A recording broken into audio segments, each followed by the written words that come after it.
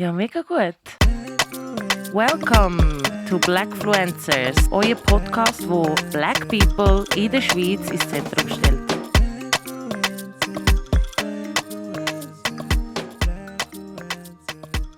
Also, herzlich willkommen bei einer neuen Folge von Blackfluencers. Heute habe ich einen sehr speziellen Gast. Jemand, der auch mir persönlich extrem ans Herz gewachsen ist. Es ist heute wieder eine Folge, die wir auf Englisch werden führen. And that's why I directly switched to English. So welcome to our new episode with somebody I really, really love as a person, somebody I consider my sister, and I'm really happy that we're sitting here today. So please welcome together with me, Randy. Hey. Hi, Randy. Hey. How are you doing? I'm good. How are you? I'm actually fine. I think I'm getting happier because it's getting warmer outside. Oh, yes, you can say that again. And but I'm really happy that you made it to the studio today. Of course. I'm really sure we will have a really insightful, interesting talk today. For everyone who doesn't know you, can you please just introduce you real quick? Who are you? What are you doing currently? What is your professional background? What you love to do outside of work or school or whatever? Just that the audience has a grasp of Randy. Okay, so my name is Maria Randy Mwatondange, but if you know me, then I prefer to be, called Randy. I'm not sure why, but the name just stuck in high school. I just preferred it over Maria. And so I am currently a master's student at the Center for African Studies here in Basel. And I am originally from Namibia. And officially since February, I've been here 2 years. Nice. So, yeah. Nice. As you said, you are doing your master's. Probably just to start, a lot of people don't know the Center of African Studies. We both know probably because we study there together. That's how we met. Yeah. But for the audience, what do you research there? What is your focus? What does it mean to study African studies? Okay. So my interests basically trickle down from my previous work and also university. So I studied my bachelor's in history and records and archives management at the University of Namibia. And then I also did postgraduate diploma in heritage conservation and management. So the idea was for me to link all of my academic, how do you say? Education or whatever, or work, in the same line. I wanted it all to somehow connect. And I've always been a lover of history, heritage, archives. So when I first got into contact with professors and students from the Center for African Studies here in Basel, it was back in Namibia, when there was a project on an exhibition in a town in Namibia called Usakos. So it was a photograph exhibition. And during that time, I was then doing my postgraduate diploma. And part of the course was to do an excursion. So with the students. So what happened was the students from Namibia in my course and the students from here in Basel then came together because the group from Basel traveled to Namibia. We all traveled together and we did an excursion. So that was my first encounter with professors or with students from the University of Basel, some who were part of the Center for African Studies at the time. And it was quite interesting, to hear about the work that they were doing, the kind of research that they did, and this exhibition that then was a result of their work. And because these photographs that were being exhibited were from Namibia and the histories around this little town called Usakos, and it focused on a group of women. So it was really, really interesting for me. And then I became, I guess, even more encouraged to look into the field of history, archival studies, and so. And once I was done with my studies, I then ended up, after a while, I ended up working for the Museum Association of Namibia as a documentalist. And my responsibilities was basically I was placed at the National Museum of Namibia, where I was documenting the so-called anthropology collections in the museum. So that means I was photographing, I was basically doing inventory work that was then to be fed into a database that anybody would be able to access. So during that time, my then boss or employer also had a very close relationship with, the Namibia Basel dynamic. And he had just asked me spontaneously, are you thinking of doing a master's? And I'm like, yes, I am. And at the time when I was working in the collection in Namibia, there were like a set of dolls. In my language, Noshkwanyama, we call them unona, that is plural. But singular, you would say okana, which is a doll. It's basically a doll that is dressed in beads or draped in beads and some leather patches and so. And while looking at this doll, I became very interested in figuring out, okay, maybe this could do a really interesting master's topic. He then shared with me a PhD thesis of a lady called Ines Pontes, who is of Portuguese descent, but also Portuguese Angolan descent. Mm-hmm. And where I come from in my village, it's literally like, my village is like... What is your village called? It's called Epinga. Mm-hmm. And right 5 minutes away, then you are in the southern part of Angola. So in my family heritage, I do have family that comes from the southern part of Angola, but then they settled in this little village called Epinga, and we've been there ever since.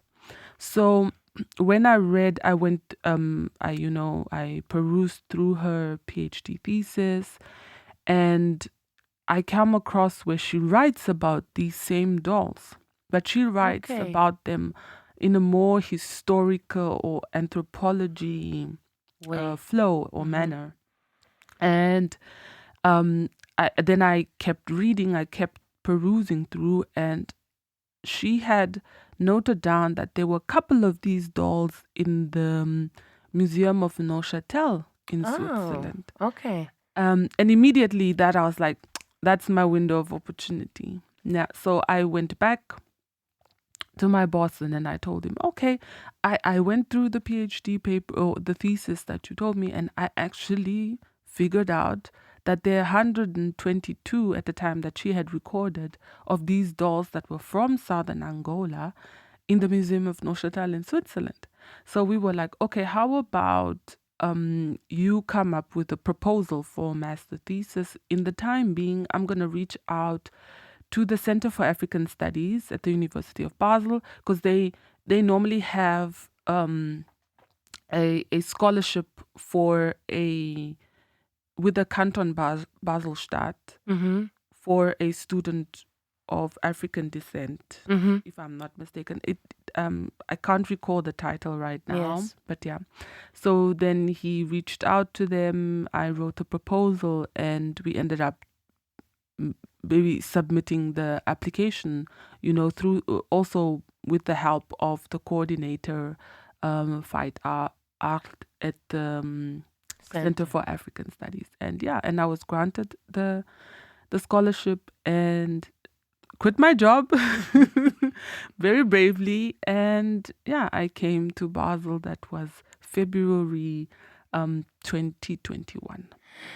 Now there are already several questions.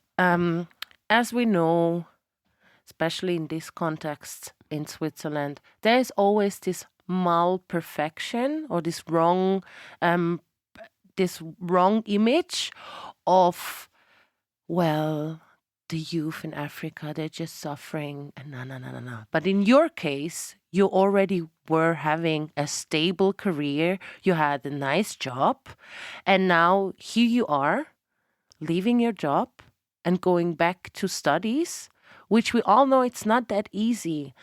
And then you move to a whole other continent, a total new context. Mm-hmm. How was the feeling when you did this decision? You can imagine.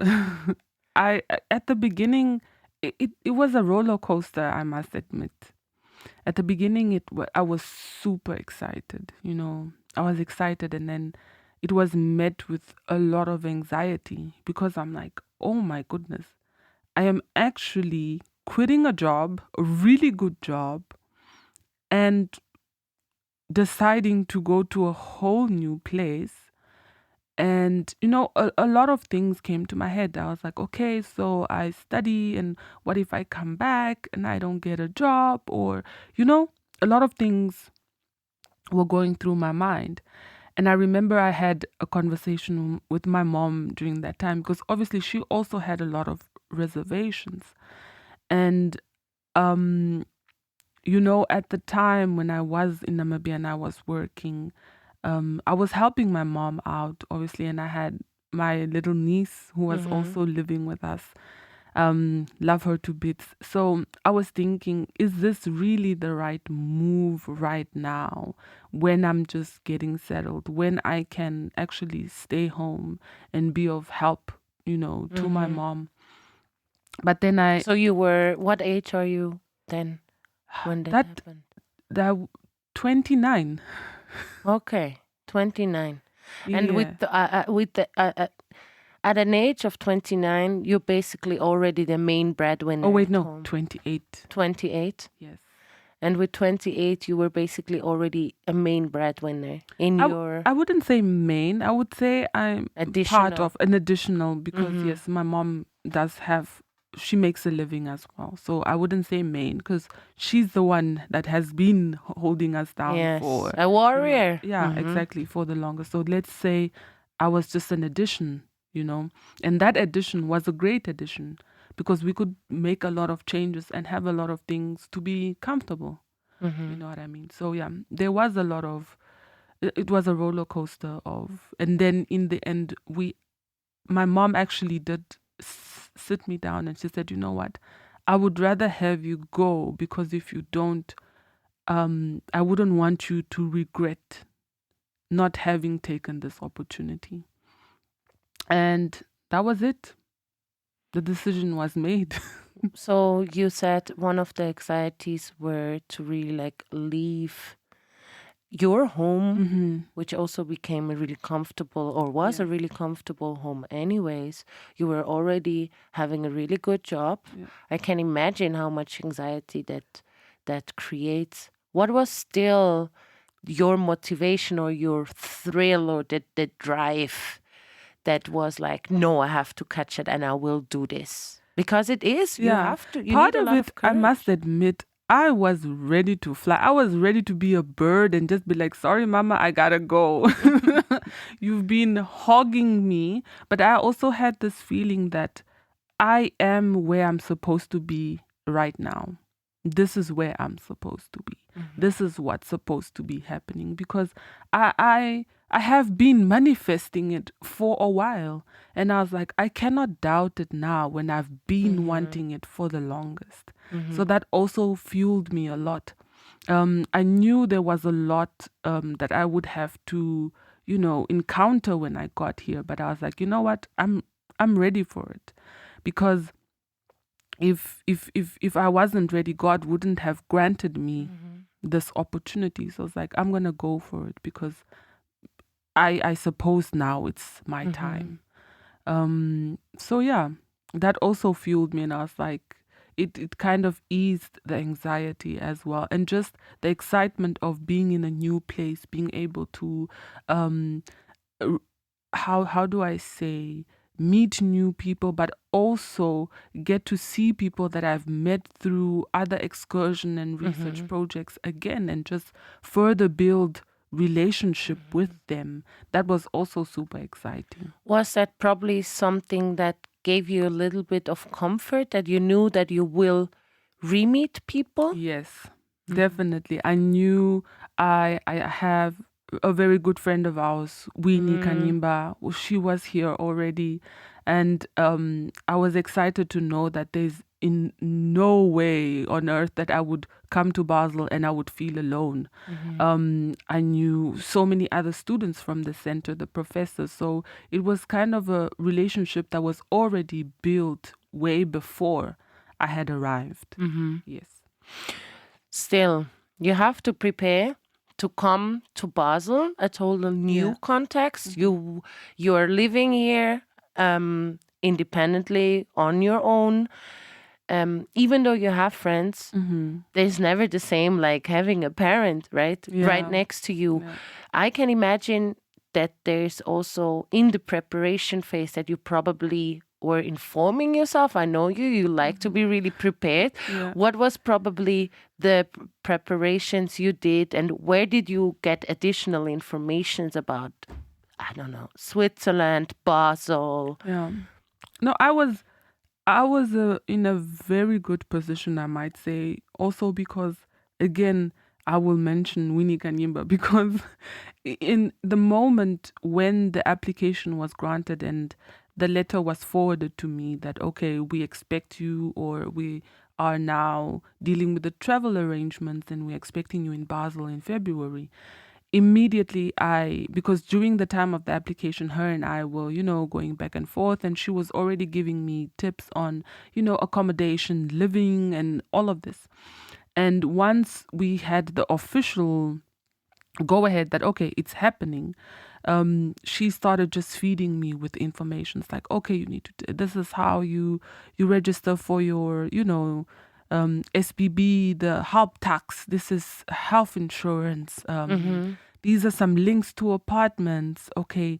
Okay. And once I arrived, I lived with her. She welcomed me into her space, and I'm really grateful for that, because during that time she helped me, she showed me how university registration, because here you do everything so independently, like you don't need to go to an office to register. You just do everything on your computer.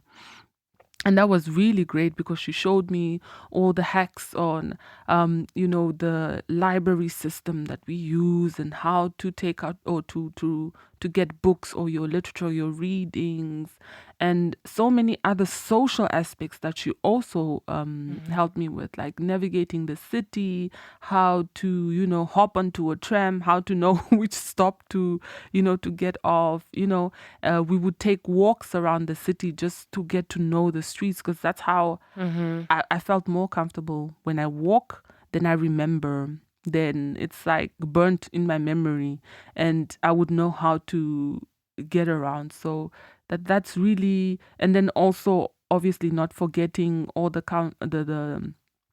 professors and the coordinator from the Center for African Studies. They were constantly feeding me with information, with links. If I needed anything, I could easily just pick up my phone or send them a text or an email, and they would immediately okay, give me suggestions. And other students as well, they were that I had already been in contact with and known. They helped me, especially with the part of finding an apartment in Basel. Oh my goodness. It's quite hard. Yes. And it was like a little army of people, and everybody was just constantly sending me, these links to the Vegas. And eventually, it resulted in me finding a place. So that was, it was an army of people. It took a village, like they say. Nice. Everybody, there were so many people that had their own part to play. From me, from my application to my arrival here. Nice. Yeah. I can imagine, even though people tell you a lot or share a lot of information with you, to really be here then feels something else, right? Yeah. What was, for example, probably a really, really positive surprise once you arrived in Basel, and what were probably things it can concern society or even the system of, I don't know what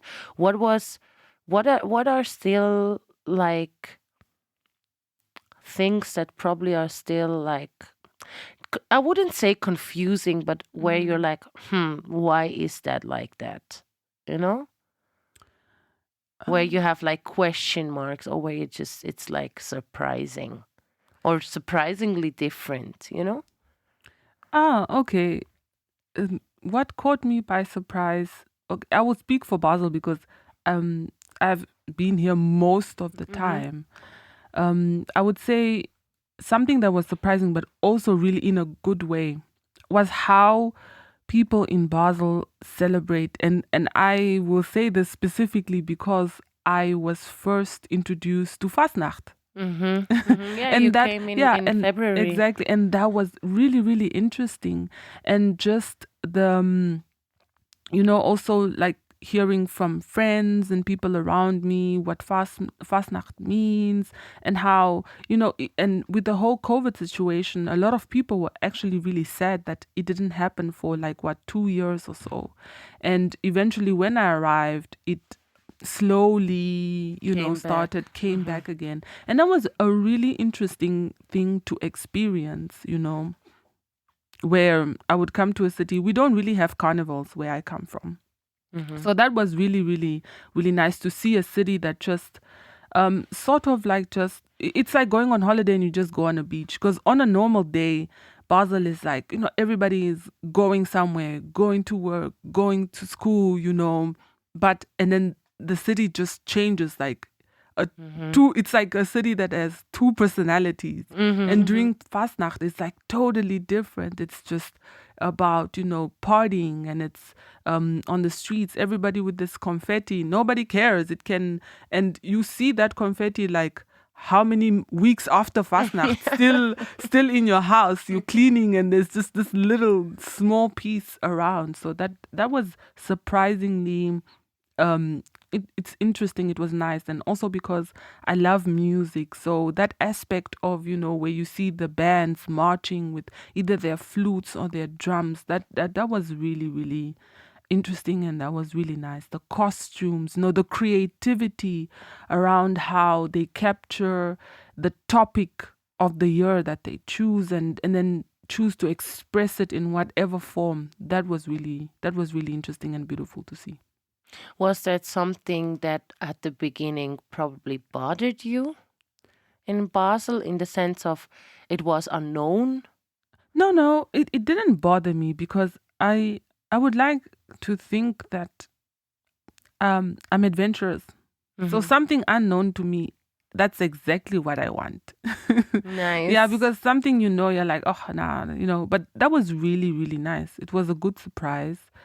It didn't bother me at all. No, but I mean in general in Basel, not concerning now the Fastnacht, but in general, are there things that sometimes still raise question marks, where it's like, I don't know if I can think of something right now from the top of my head.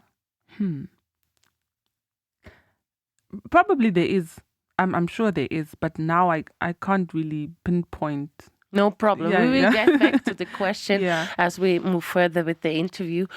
So you arrived in Basel. You are a master's student. As I know, you're currently at the end of your master's. So you're graduating soon. Well, who says that? Soon. Yeah. You will. We're sure about that. In your own research, because I know you do a lot, not only in the sense of as a student, but also in certain jobs or former professions you did. What is besides the DAWs?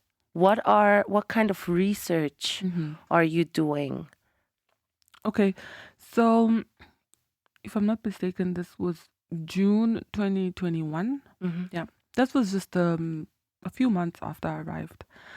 I got an opportunity, to work through the university as a guest researcher at the Museum der Kulturen, as a guest researcher.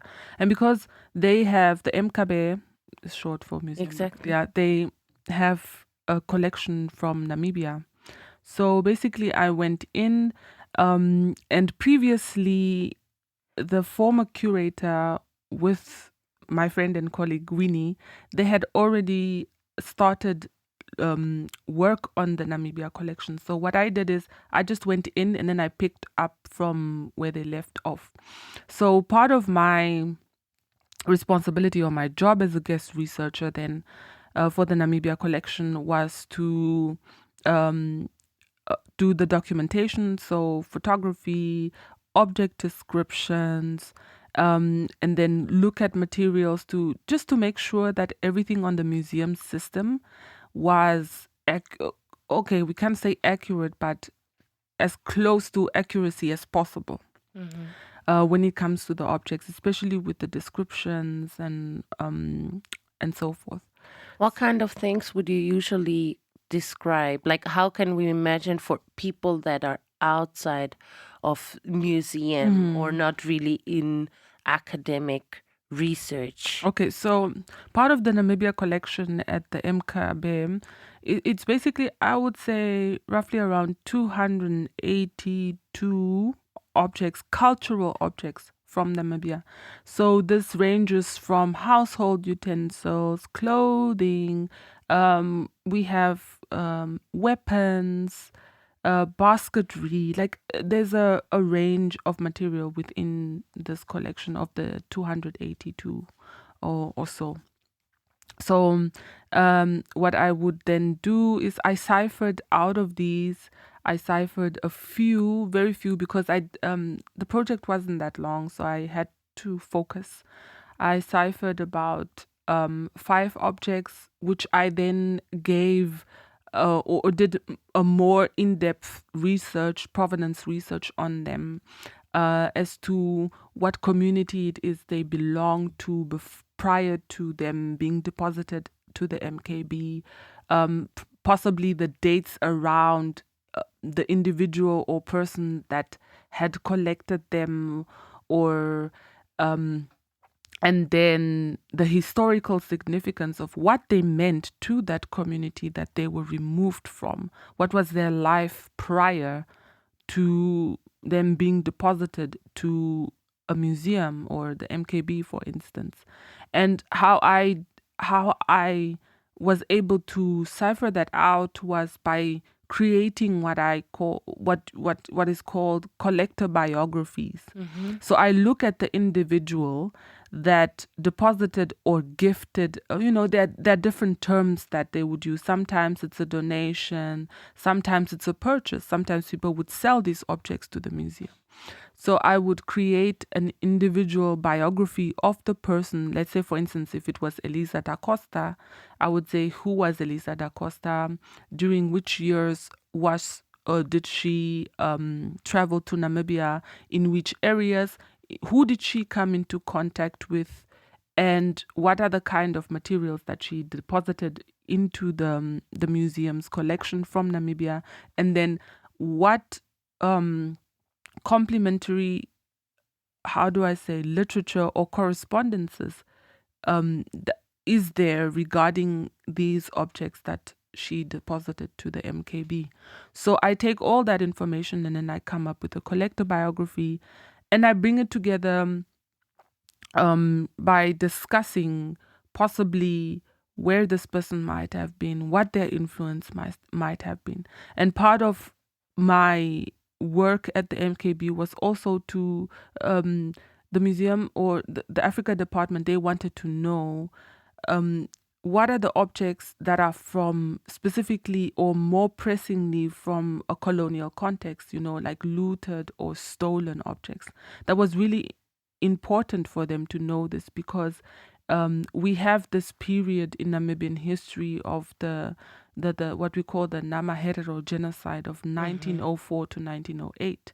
So they really wanted to know their collection. They wanted to understand for me to cipher it out and tell them which of these objects are possibly linked to this period, because then part of my recommendations was that they could go further and then create dialogue with stakeholders in Namibia, like the Museum Association, the National Museum of Namibia, to have dialogue about possibility of restitution. Obviously, with the decision of the Namibian stakeholders to identify which of these objects they would like, or if they would like any of them back or repatriated. Yeah. I think you already touched two really important topics, and I think it's important that we also recall that. So the genocide in Namibia was actually the first genocide we know of. Unfortunately, especially in Europe, in my own case, we don't learn that. We don't learn that. The genocides we learn about. It's about the Holocaust, obviously, because of the historical connection with Switzerland, and then Rwanda. But that was also something that for me was really eye-opening and mind-blowing when it came now to our studies and what we learn. On the other side, we are now at the momentum in Switzerland where restitution claims are getting louder, hopefully. It's a really important discussion. And when it comes, for example, to the Benin initiative, what I understood is it's really hard to define when it comes like to objects and how they came or stranded or ended up in Switzerland. And a lot of times we link them to historical disasters, I would say. Like in the sense of Benin, it's also a war-related momentum. Probably you can tell me a little bit more about it, how difficult, easy, what kind of concerns they are when it comes to a restitution process. What are probably the questions that an institution like a museum has to ask themselves, and how to really what are probably the debates around differentiating between gifts and stolen objects? Because I could imagine if I would steal something like back in 1800 whatever and I tried to sell it here, right? I would never say that I stole it. So how difficult is it to, like, in the sense when you cannot link it to that period? Yeah, I mean, as you might imagine, it is difficult. And how do I say this? Maybe giving an example or an account of how, or of my work at the museum. There were times we hit a brick wall. Like we basically just couldn't find out anything about either the collector or the object, how the object, just the collector, because somehow I feel like how you understand the journey of the object is by looking at the person, the individual or the institution or so forth. Because I would just like to mention this, that this particular collection at the MKB does have individuals who themselves reached out to the MKB to say, okay, I have 1, 2, 3, 5 or one object. It's from Namibia. It's from this group of people, and they deposit.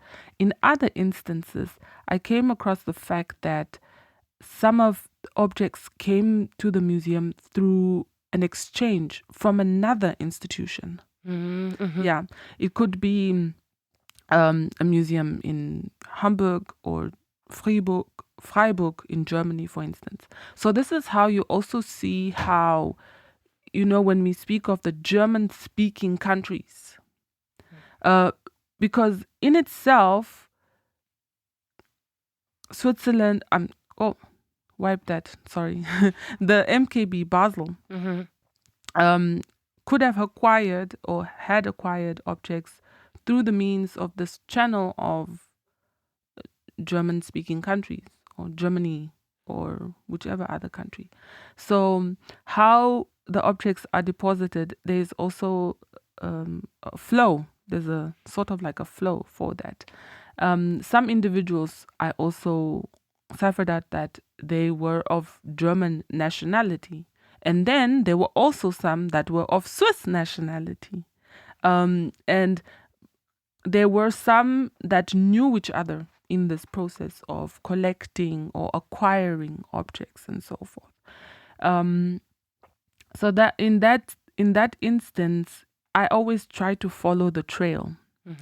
And it was nice to see that there is a lot of cooperation when it comes to German-speaking countries, and when you are inquiring regarding a collection that was deposited from XYZ in 1902 or 1908, do you perhaps have more information? Sometimes when the exchange is done, it's done with all the correspondence, all the documentation, everything is handed over. Sometimes it's the collection is handed over. However, the archival material might have remained in the institution who was the first to hold part of these objects. So what you could do is always follow the trail, and that's what I did. I always followed the trail back to who was the first person to have this object, who was the first person to have it when it came, or when it arrived here physically in Europe. That's always my trail. Who is that person? And once I get to that person, there might be documentation, there might be either letter correspondences or some literature or somebody else who had written on this individual's account. And at times you would find that this individual was not even there physically in Namibia. He got it from somebody else. And the trail leads you even further. So I would say for me it was a journey. I was just following trails, constantly following trails, like going from one date to the next and even earlier and earlier. And that really helped me to figure out how and where and when and who, but not necessarily the why. The why has and is still for me a question mark. Like there was nobody ever really said why. Why the objects were brought? Yeah. You mean? Yeah, that's the question that always remains. I can tell you the who and possibly the how and possibly the when, but the why I still, yeah. And now, as you also had mentioned, when it comes to restitution claims or attempts, the significance of the object, of the first owner, right, is also of importance. What are, for example, strategies, or how can a researcher as yourself get the significance? What is, like, for example, when we look at the Namibia collection, right?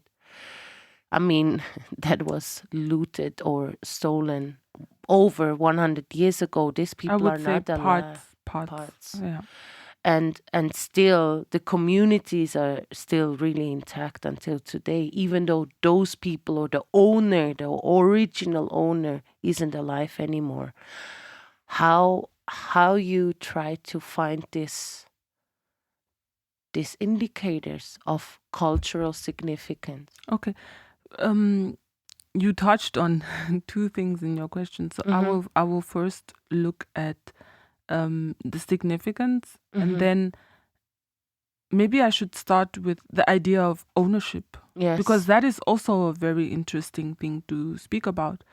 Because when we speak about these objects, there are some the debates that people think or would like to say and to think and to agree that this is a shared history, so that means the objects are shared. So then when we discuss the idea of ownership, it in the debates, it's also not really concrete.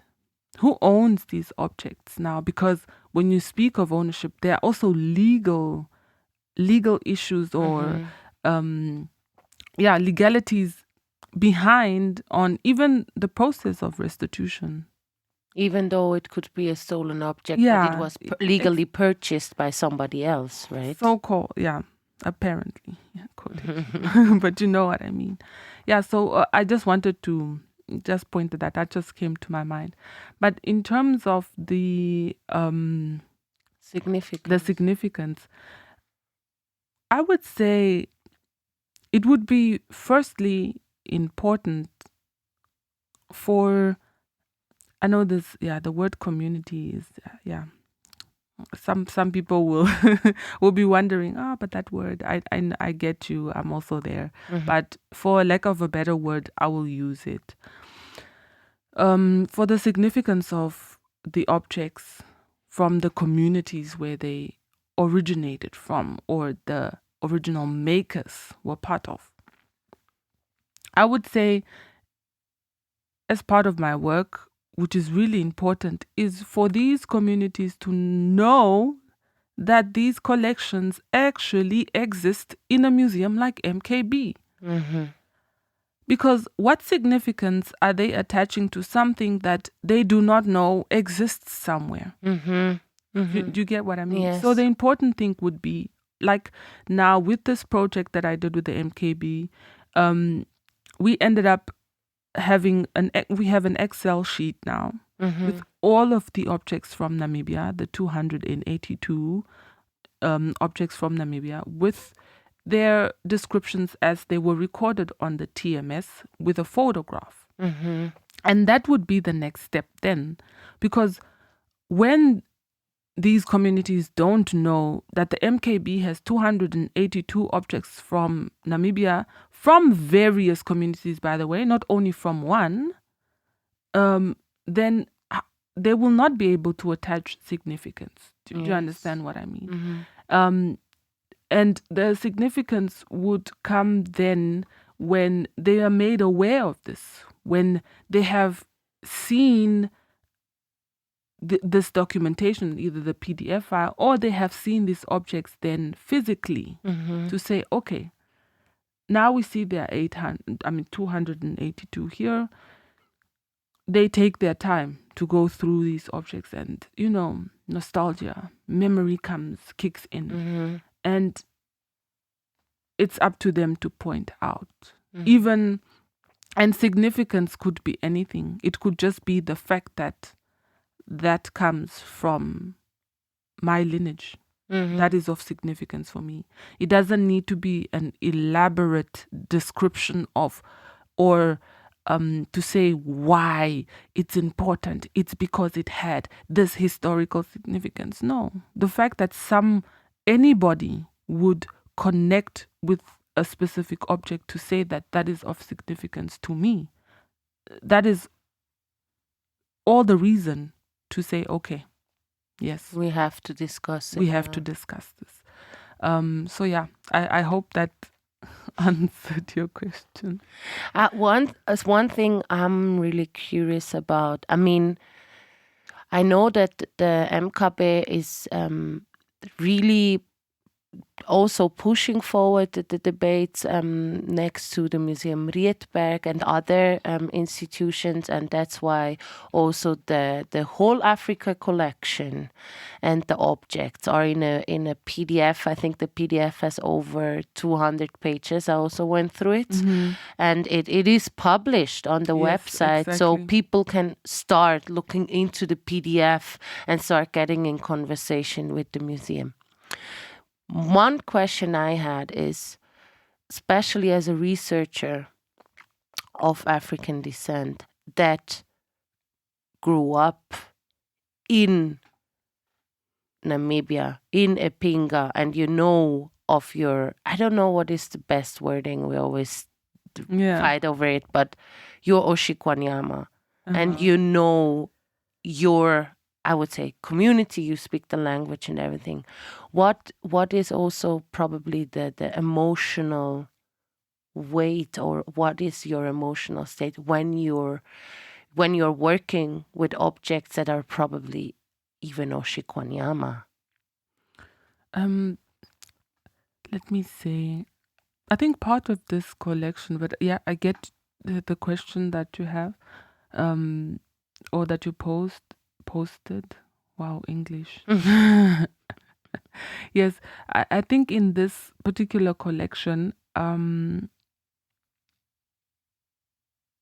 there might or might not be any object directly linked to Ovakwanyama people.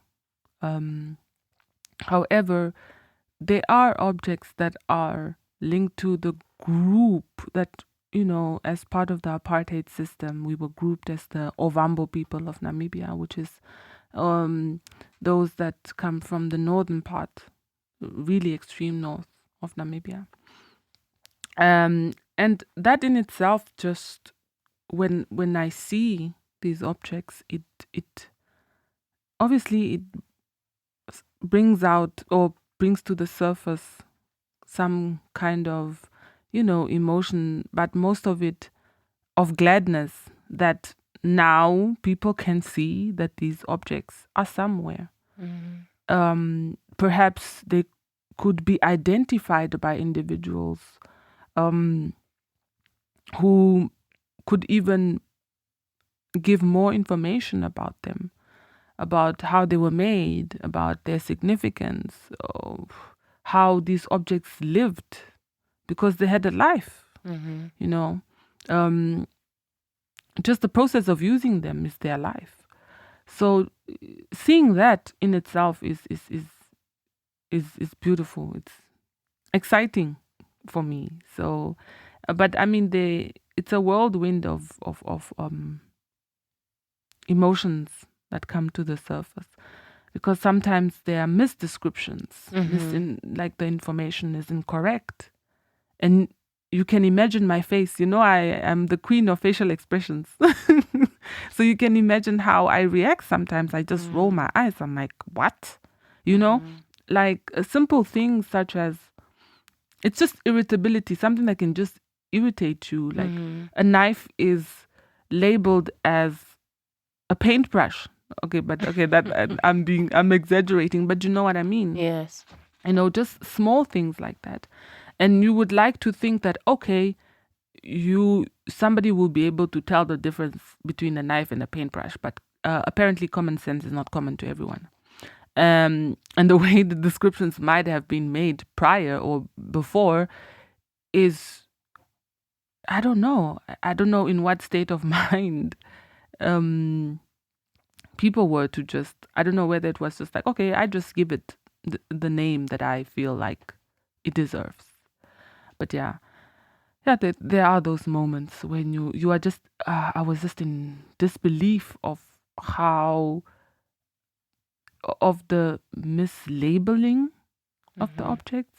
Yeah, that was, it's just, it can irritate you a little I can bit. understand. I mean, for me, it's a whole other journey when it comes to, for example, objects. But even when I went to the Museum Rietberg lately to see an exhibition, and now that also obviously you educate me a lot on this topic, I'm getting more and more. I just share information. Yeah, but still, you can say you don't educate, but for me, it had an educational effect. And then I saw like a stool made by Chokwe, which is in I would say central northern Angola, and the stool is there, and it's from, I think it was even labeled 1800 something. So for me, it was already obvious, like, why is this here? And we know that, especially in the Angolan context, Sindicato Colo tried to bring back a lot of Chokwe artifacts, and still it took 10, 15 more years to now have that momentum where restitution is really being debated seriously, and people start to feel the responsibility. Is that something that you would say, yes, you also feel that there is a momentum? Like, how do you see the contemporary debates around restitution? Yeah, it's a momentum, but also bear in mind that this is something that it's a cycle. It will keep going, because as you identify collections, as you identify objects that are, that communities identify as, okay, we would like this to be part of a restitution debate or discussion or so forth. You will see that as communities keep identifying objects, the cycle just continues. It starts from identifying, repatriation. So it keeps going on. And that's why even if we say 20 years, 30 years, it's gonna keep going. They're long processes. It's a long process because it's continuous. It does not end.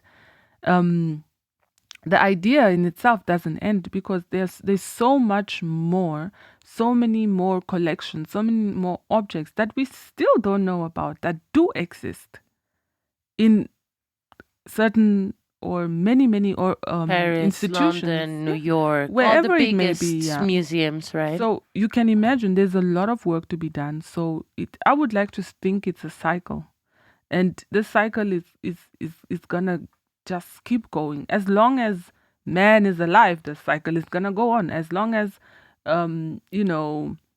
people are studying, and people also find new ways of doing academia, this cycle is just gonna keep going. It's gonna keep going. So it's not so much. I'm not so much putting a time stamp on it, because I think the more years pass by, the more work is being done, and that's what we want to see. Mm-hmm. That's more researchers, from all kind of contexts. Exactly. Now, if we stay with the restitution debate, just to also finish that conversation, what are probably dynamics or wishes in that field of provenance research and the repatriation and restitution debates? What would you wish for the future in that field? What would you like to see? That's a good question. I also ask challenging questions. Yeah. What would I wish? Little old me. No, I'm joking. I think no, I think I would like to see different, either individuals, institutions, just not more institutions, more individuals, just coming forth and possibly funding people of African descent to freely and travel here and do research wherever it may be, whether it's in Switzerland or Germany, or wherever. Countries or the like, wherever it may be. So just institutions coming forth and making it known that there are resources, or they are willing to make resources available for people to come and do research. And yeah, it would be nice, because there's a lot of substantial work to be done. Mm-hmm. There's a lot that can result from provenance research, documentation, and it can be very, very helpful. It can also bring conversations to the table that were possibly previously just swept under the rug. Take advantage of that to open that door or that window to have these kinds of conversations. And just to add, as you said, we are wrapping up the conversation. There is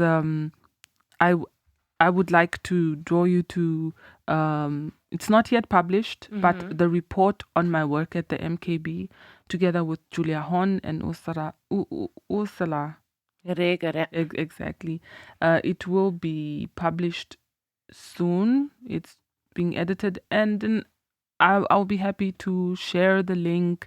If you have any listeners or and also to that would be people to interested get to you, right? I Yeah. think as we had also we little bit touched on the debate also with Marilyn Umurungwi, that is also an alumni of our institute or of the ZSP, generally saying, and I think more and more people, researchers, but also non-academics Yeah. are coming forward. And from my side, I think also to probably have a more co-creative approach on how we reproduce this knowledge or we produce this knowledge might be, probably the way to go. How do you see it?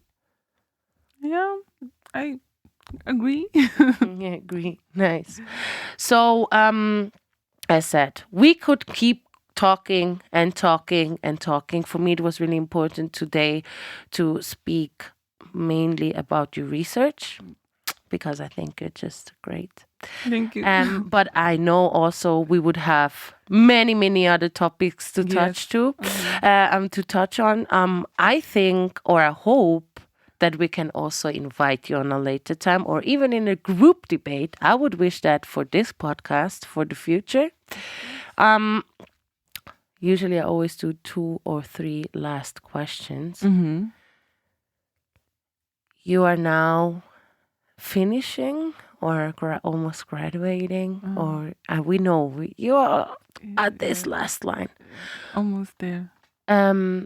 What are your personal wishes for your academic or also professional future, your future goals? I mean, What's of the course plan? There are plans, but If you could wish, just Randy, who has a wish free, where to go from here? What can we expect? PhD. PhD. Yes, definitely. Because part of me working at the museum has obviously also for other reasons, accessibility and so forth. I had a plan for my master's thesis, but then I changed it so that I can be here in Basel. But I would really, really, really love to then continue with my PhD so I could take up my original plan, which is working on the fertility dolls, looking at materiality, and just to contribute to, how do I say, the literature on also fashion, but in a historical sense, material culture and so forth. So that would be something that, or one of my plans. So, dear audience, if some of you work at the Museum of Neuchâtel or you know people that work there, please get in touch with my sister, Maria Randy Matondange, because she's super interested to push forward the research on the dolls. Yes, that would be my ultimate. I think after that I'll be like, yes, I it's done. Also in an academic way of sense, like we know that research can make you travel, can bring you to whatever context. Is it also an option to do PhD or even a postdoc not at Basel? Yes, of course. I mean, Or is there a wish destination? no wish destination yet, but I'm pretty open, hoping that it aligns. All my We keep other manifesting. Yeah, exactly. All the other plans. If everything comes together, then I'm more than open to. I would like to keep the title, not the title, but to think I'm a little nomad. Nice. Usually it's always the last word is yours before I end the emission. You can reach out to our audience. You can make wishes, new manifestations. That's your last minute. Okay, so for my last word, I just wanted to say thank you for having me, to speak on my work specifically, and perhaps also just bring, I don't know if awareness is the correct word, but on the kinds of work or the types of work that we as African students here also do, It's really like BTS behind the scenes. Some people might not even know, but yes, it's quite interesting work. I'm happy to share what I do, what we do, and yeah, it's exciting. And I hope everybody listening will enjoy this episode. Thank you so much. So that was our second English speaking episode for Blackfluencers.